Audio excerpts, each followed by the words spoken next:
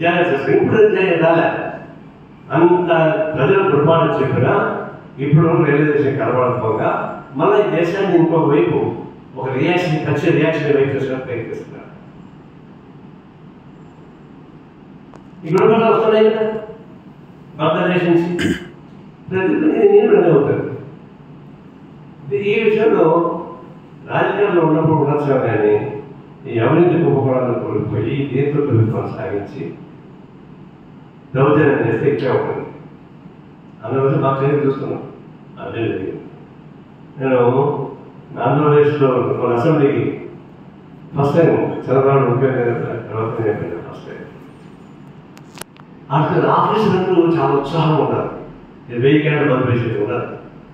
వాళ్ళే అనుకుంటే నాకు జగన్ పరిపాలన ఉన్నప్పుడు నాకు కాన్స్టిట్యూషన్ విషయం అయితే సార్ మా ఏదైనా ప్రాబ్లం వచ్చేది అక్కడ నేను చెప్పి ఐఏఎస్ ఐపీఎస్ అని చెప్పు ఏమన్నా హైదరాబాద్ నుంచి విజయవాడకి రాజధాని అని రమ్మంటే వచ్చాము పెట్టాబడి అనుకొని ఇప్పుడు విజయవాడ నుంచి మన విశాఖపట్నం పోమని చెప్తున్నారు రాజధానిగా.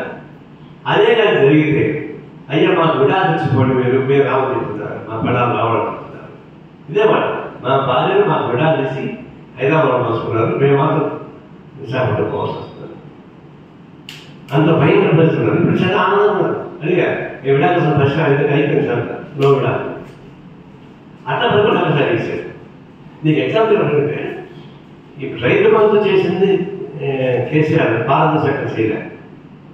సత్యభాగా జగన్ భారత ఎవరికి ఇవ్వాలి ఎందుకు పడిపోయారు అనే